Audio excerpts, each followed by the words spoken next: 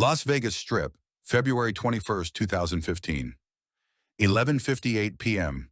The neon lights of the Celestial Palace Casino cast their glow across the VIP entrance as a black-stretched limousine glides silently away from the building. Security cameras capture what appears to be routine business. Another high-roller departure, another night in the city that never sleeps. Inside the limo are 5 expensive suitcases, the kind that wealthy gamblers use to transport their personal effects. Or at least, that's what everyone believes they contain. But those leather cases hold something far more valuable than clothes or jewelry. Hidden beneath false bottoms and carefully arranged decoy items are stacks of crisp bills totaling $41 million in casino cash, fresh from the vault after a private baccarat tournament that had drawn some of the world's wealthiest players. The limousine should arrive at McCarran Airport in 23 minutes, where the cases will be loaded onto a private jet. Instead, both the vehicle and its driver will vanish into the Nevada night, taking with them the largest single theft in Las Vegas casino history. The casino trusted him with their most valuable passengers. Instead, he drove away with the jackpot. Before we dive into how this limousine driver pulled off the most glamorous heist in Vegas history, hit that subscribe button, drop a like, and tell me where you're watching from. You're about to witness a crime that redefined what it means to steal from the house. To understand how $41 million can disappear in plain sight, you need to understand Marcus Rivera, 42 years old, impeccably dressed, with the kind of polished demeanor that made wealthy clients feel comfortable sharing their secrets. For nearly a decade, Marcus had been the go-to limousine driver for Las Vegas's most exclusive casinos, ferrying celebrities, business tycoons, and mysterious high rollers who preferred to keep their gambling activities private. Rebecca Chen worked as a VIP host at the Celestial Palace and had requested Marcus specifically for her most important clients. She describes him as the perfect chauffeur, punctual, discreet, and virtually invisible. Wealthy people don't want a driver who draws attention to himself, and Marcus had mastered the art of professional invisibility. Marcus drove for Elite Transportation Services, a company that specialized in luxury casino transfers. His clients included tech billionaires from Silicon Valley, oil executives from Texas, and international businessmen whose backgrounds nobody questioned too closely. The kind of people who thought nothing of losing $1 million at a baccarat table. But for all his proximity to wealth, Marcus lived modestly. A one-bedroom apartment in a middle-class neighborhood, a modest personal vehicle, and a lifestyle that bore no resemblance to the luxury he transported daily. His ex-wife, Patricia Rivera, speaking by phone from her current home in Phoenix, explains that money was always a source of tension in their marriage. Marcus would come home talking about clients who spent more on a single bet than their family earned in a year. The contrast between his work environment and their financial reality became increasingly difficult for him to handle. The divorce had been expensive and contentious. Marcus was fighting for custody of their 2 children while struggling with legal fees and support payments. The stress was visible to anyone who knew him well. Dr. Sarah Mitchell, a psychologist who studies financial crime, explains that people who work in proximity to extreme wealth often develop what she calls proximity envy. They become intimately familiar with a lifestyle they can never afford, and that psychological pressure can lead to poor decision-making. Marcus had begun gambling, initially small amounts at the casinos where he worked. But as his personal financial pressures mounted, his bets grew larger. By 2014, he owed substantial amounts to several underground bookmakers who catered to casino industry workers.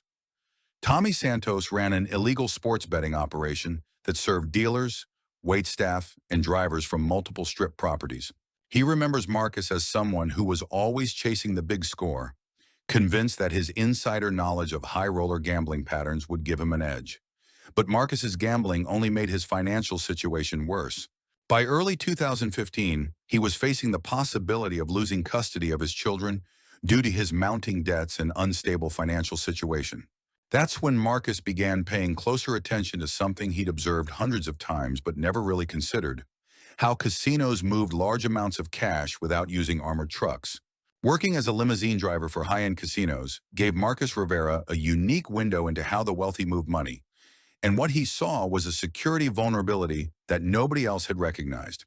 Elite Transportation's contracts with major casinos weren't just about providing rides. The company served as a discreet courier service for clients who preferred to keep their financial activities private. Wealthy gamblers often moved cash in ways that avoided creating paper trails or attracting regulatory attention. Rebecca Chen explains that many high rollers preferred to transport their winnings in personal luggage rather than through official banking channels. A successful night at the tables might generate millions in cash, but wealthy clients didn't want that money processed through systems that created records or triggered reporting requirements. This led to an arrangement that was both elegant and vulnerable. Casino cash disguised as personal effects, transported in luxury vehicles that nobody would suspect of carrying fortune-sized amounts of money. Marcus had observed this system countless times. Expensive suitcases loaded with cash, disguised beneath layers of clothing and personal items, transported in limousines to private jets where the money could be moved internationally without attracting attention. The security around these transfers was sophisticated but focused on external threats. Cameras monitored the loading process, armed guards supervised the handoffs, and multiple verification procedures ensured the right cases reached the right destinations. But nobody was watching the driver. Frank Morrison, a former casino security director, explains that limousine drivers were essentially invisible to security protocols. They were contracted employees, background checked and bonded, with years of experience handling sensitive transfers. The assumption was that they were trustworthy professionals doing their jobs. Marcus began studying the patterns of high-value transfers, learning which clients moved the most cash and when those movements typically occurred. He noticed that certain times of the month and year generated particularly large cash movements, usually corresponding to major tournaments or private gambling events. Most importantly, he learned about the gap between when cases were loaded into his limousine and when their arrival was verified at the destination. For airport transfers, that gap could be 30 to 45 minutes, enough time for a creative driver to cause serious problems. Dr. Mitchell points out that Marcus's position gave him access to information that most potential thieves could never obtain. He knew schedules, amounts, routes, and security procedures. He understood the system from the inside, which made him exponentially more dangerous than external criminals. But understanding the vulnerability was only the first step. To exploit it would require careful planning, reliable accomplices, and the willingness to risk everything for one massive score. Marcus had spent months thinking about the theoretical possibility of intercepting a high-value transfer. But it wasn't until February 2015, when he learned about the upcoming private baccarat tournament, that theory began evolving into a concrete plan. February had been unusually profitable for Las Vegas casinos, thanks to a combination of holiday gambling and several major sporting events. But the biggest money was flowing through private tournaments that attracted the world's wealthiest gamblers. The Celestial Palace was hosting an invitation-only baccarat tournament with a buy-in of $5 million per player. 8 participants, each bringing substantial additional cash for side bets and extended play. The tournament was scheduled to run for 3 days, with the final table on February 21st. Marcus learned about the tournament through Elena Vargas, a cocktail server who worked the high roller areas and had developed a relationship with him over several months of flirtation and shared complaints about their financial struggles. Elena had access to tournament schedules and participant information that wasn't available to drivers. She knew which players were expected to win large amounts and when those winnings would need to be transported. Most importantly, she understood the casino's procedures for handling tournament payouts. The tournament structure created a perfect storm for Marcus's developing plan. The winner would receive over $30 million in cash, plus additional winnings from side bets and extended play. All of that money would need to be moved discreetly to avoid attracting attention from regulators or rival casinos. Rebecca Chen confirms that the casino's standard procedure for large tournament payouts was to package the cash in high-end luggage and transport it via limousine to private aircraft. The wealthy clients preferred this method because it avoided creating the kind of financial records that traditional banking would generate. Marcus realized that February 21st represented a once-in-a-lifetime opportunity. More cash than he'd ever seen in a single transfer, moved through a system he understood completely, with built-in delays that could provide crucial escape time. But executing the theft would require more than just opportunity. It would need accomplices with specific skills and resources. Victor Cruz had worked as a mechanic for Elite Transportation before starting his own automotive customization business. He specialized in modifying luxury vehicles for clients who wanted hidden compartments or specialized features. Marcus had used Victor's services for minor repairs on his personal vehicle and knew that Victor was struggling financially with his new business. More importantly, Victor had access to vehicles and the technical skills to create the specialized equipment Marcus's plan would require. Elena's role would be providing inside information about tournament schedules and payout procedures. Her position as a cocktail server gave her access to conversations and information that even supervisors didn't hear. High rollers often discussed their plans while drinking, assuming that serving staff weren't paying attention. The plan Marcus developed was ambitious and complex, requiring precise timing and multiple moving parts. But if executed correctly, it would net the three conspirators more money than they could earn in 10 lifetimes of legitimate work. All they had to do was steal $41 million from one of the most secure casinos in Las Vegas and disappear before anyone realized what had happened. Marcus Rivera spent January 2015 quietly building the infrastructure for what would become the most audacious casino theft in Nevada history. Every detail had to be planned perfectly because they would get only one chance to succeed. The centerpiece of the plan was Victor Cruz's most challenging project, creating an identical twin to Marcus's regular limousine. Elite Transportation's fleet used standardized luxury vehicles, but each had unique interior configurations and minor exterior details that regular clients would notice. Victor worked for 3 weeks to acquire and modify a duplicate vehicle, matching everything from the leather upholstery to the license plates. The duplicate had to be perfect enough to fool casino security cameras and airport personnel who were familiar with the regular vehicle. But the real innovation was hidden from view. Victor installed concealed compartments throughout the duplicate limousine, creating spaces where suitcases could be hidden during transfers. The compartments were designed to pass casual inspection while providing enough storage for the volumes of cash they expected to steal. Elena Vargas was gathering intelligence about the tournament's final logistics. She learned which high roller was expected to win the largest amount, when the payout would be processed, and how the cash would be packaged for transport. Her access to VIP areas allowed her to observe security procedures without raising suspicion. Most importantly, Elena identified the timing window that would make the theft possible. Tournament payouts were processed after midnight, when casino staffing was minimal and oversight was reduced. The cash would be packaged and loaded for transport between 11:30 p.m. and midnight, providing a narrow window for Marcus to execute his plan. Marcus was studying the route between the Celestial Palace and McCarran Airport, identifying locations where the regular limousine could be diverted without immediately triggering security alerts. He needed a location where the vehicle switch could happen quickly and invisibly. The storage facility Marcus rented was presented as a catering warehouse, providing legitimate reasons for large vehicles to enter and exit at unusual hours. The facility was located in an industrial area with minimal security cameras and nighttime activity. Dr. Mitchell explains that successful heists almost always involve extensive preparation and attention to details that casual criminals overlook.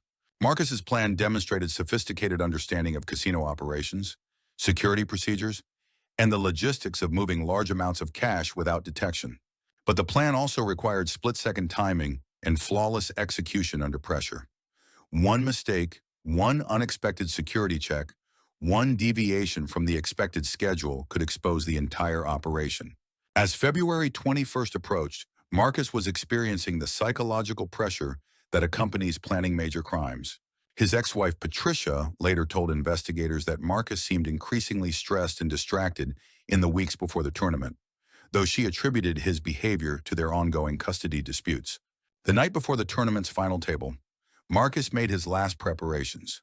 The duplicate limousine was positioned at the storage facility. Elena confirmed the payout procedures and timing. Victor tested the concealed compartments and reviewed the vehicle swap procedures. Everything was ready for the largest casino theft in Las Vegas history. All that remained was executing a plan that would either make Marcus Rivera incredibly wealthy or land him in federal prison for the rest of his life. February 21st, 2015. The Celestial Palace Casino's private baccarat tournament was reaching its climax as the world's wealthiest gamblers competed for stakes that would bankrupt most small businesses. Marcus Rivera arrived for his shift at 9:30 p.m., conducting his usual pre-drive inspection of the limousine that would soon carry more money than most people see in a lifetime. To anyone watching, he appeared calm and professional, displaying none of the tension that was building inside him. Elena Vargas was working the tournament floor, serving drinks to players who were betting millions on single cards. She confirmed through subtle signals that the payout procedures were proceeding as expected and that the cash would be ready for transport just before midnight. At 11:35 p.m., casino supervisors began the process of packaging the tournament winners' cash for transport. $41 million in various denominations, carefully arranged in 5 high-end suitcases designed to appear like personal luggage. Rebecca Chen supervised the loading process, ensuring that each case was properly secured and documented. The cases were heavy enough to require 2 people for safe lifting, but that wasn't unusual for luggage belonging to wealthy travelers. Marcus received the call at 11:43 p.m. The passenger and luggage were ready for airport transport. He pulled the limousine up to the VIP entrance, where casino staff began loading the 5 suitcases into the vehicle's spacious trunk. The loading process was captured by multiple security cameras, showing what appeared to be a routine high-roller departure. Marcus assisted with the heavier cases, maintaining the professional demeanor that had made him a trusted driver for the casino's most valuable clients. At 11:47 p.m., the limousine pulled away from the Celestial Palace with $41 million in the trunk and Marcus Rivera behind the wheel. But instead of heading directly to the airport, Marcus made a calculated detour down a side street that would take him past the storage facility where Victor Cruz was waiting with the duplicate limousine. The vehicle swap took less than 4 minutes. Marcus transferred the 5 suitcases from his regular limousine to the concealed compartments in the duplicate vehicle. Victor, wearing identical chauffeur clothing, took control of the original limousine and continued toward the airport. At 12:07 a.m., Victor arrived at the private aviation terminal, driving the original limousine. Airport personnel who were familiar with the regular vehicle saw nothing unusual as they assisted with unloading what they believed were the same 5 suitcases. But the cases Victor delivered contained carefully weighted decoy materials that Elena had helped prepare over previous weeks. Bricks, sand, and worthless filler arranged to match the weight and feel of cash-filled luggage. Meanwhile, Marcus was driving the duplicate limousine to the storage facility where the real suitcases containing $41 million would be hidden until they could be safely transported out of the area. Security logs from the airport showed that the limousine had arrived on schedule and that the luggage transfer had been completed without incident. As far as anyone knew, the tournament winnings were safely loaded onto a private jet. The theft was complete, and nobody would realize what had happened for several more hours. By 12:30 a.m. on February 22nd, Marcus Rivera had successfully stolen $41 million from the Celestial Palace Casino without triggering a single security alert. The duplicate limousine was hidden in the storage facility, the cash was secured in concealed compartments, and the airport logs showed a completed transfer. But the most critical phase of the operation was just beginning: the escape. Marcus had planned for this moment as carefully as he'd planned the theft itself. His apartment lease had been terminated 2 weeks earlier, with his personal belongings moved to a storage unit across town. His regular vehicle had been sold, and he'd arranged new identification documents through contacts in Las Vegas's underground economy. Elena Vargas had submitted her resignation from the Celestial Palace the previous week, citing family emergencies that required her immediate departure from Las Vegas. She'd already relocated her personal belongings and was prepared to leave the state as soon as the theft was discovered. Victor Cruz had sold his automotive business and arranged to relocate to Mexico, where he had family connections and could blend into the expatriate American community that existed in several border cities. The 3 conspirators had agreed to separate immediately after the theft and avoid contact for at least 6 months. Each would take a different escape route, making it more difficult for investigators to track their movements or identify their new locations. Marcus's route took him north toward Utah, where he planned to cross into Colorado before heading east. He'd arranged safe houses and new documentation that would allow him to establish a new identity far from Las Vegas. The stolen cash would remain hidden in the storage facility until the initial investigation died down, then be moved in small increments to avoid detection by financial monitoring systems. But their carefully planned escape was about to face its first major test. At 3:15 a.m., accountants reviewing the tournament winners' assets discovered that the 5 suitcases delivered to the private jet contained nothing but worthless filler materials. The $41 million in tournament winnings had vanished. By 4 a.m., FBI agents were en route to the Celestial Palace Casino to begin investigating what would become one of the largest theft cases in Nevada history. The casino's initial assumption was that the theft had occurred at the airport, possibly involving baggage handlers or ground crew members who had access to the private aviation terminal. The limousine transfer appeared normal in security footage, and Marcus Rivera was initially considered a witness rather than a suspect. But as investigators began reviewing the timeline and interviewing personnel, inconsistencies began to emerge that would eventually lead them to the truth about the most sophisticated casino heist ever attempted. The FBI responded to the Celestial Palace theft within hours. Special Agent Diana Martinez led a team specializing in casino crimes, first focusing on the airport transfer, where substituted suitcases had been delivered. But security footage showed a flawless handoff. No tampering by the ground crew or customs staff. Attention turned to Marcus Rivera, the limousine driver. At first, he appeared cooperative, reviewing his route and describing the procedures. Yet inconsistencies emerged. Casino footage confirmed suitcases were loaded into his car, but poor video quality meant no one could verify their contents. Forensic tests on the limousine revealed fibers and ink traces, proving it had transported large amounts of cash. Marcus wasn't a witness. He was the thief. By the time this was discovered, he had vanished. Apartment empty, job resigned, car sold. Investigators soon connected two associates, Elena Vargas, who abruptly quit the casino and left town, and Victor Cruz, who closed his auto shop and disappeared. Together, they had pulled off the most daring casino theft in Nevada history, escaping with $41 million and leaving behind no trace. The FBI's hunt for Marcus Rivera and his crew became a multi-state international operation after their $41 million casino heist drew national headlines. Tracking the money was as critical as finding the thieves. Cash on that scale requires storage, laundering, and sophisticated networks. Agents monitored real estate deals, luxury purchases, and business investments across the U.S., while financial intelligence units in Mexico and Central America searched for suspicious deposits. Despite months of effort, solid leads were scarce. Marcus was occasionally cited, but never confirmed. His accomplices vanished more completely. Elena Vargas left no trace, and Victor Cruz disappeared from a Mexican border town, leaving belongings and cash behind, likely cut out by his partners. Investigators interviewed Marcus's ex-wife, who claimed ignorance of his plans. A storage facility tied to him yielded nothing useful. Intelligence suggested Elena may have built a new life in South America, while Marcus himself was believed to be hiding within the U.S., using the fortune to quietly assume a new identity. Nearly a decade later, resources are thinner, but the FBI still monitors financial networks and scans for Marcus's face. Whether he vanished into a new life or met Victor's fate, Marcus Rivera remains one of the most elusive figures in casino crime history.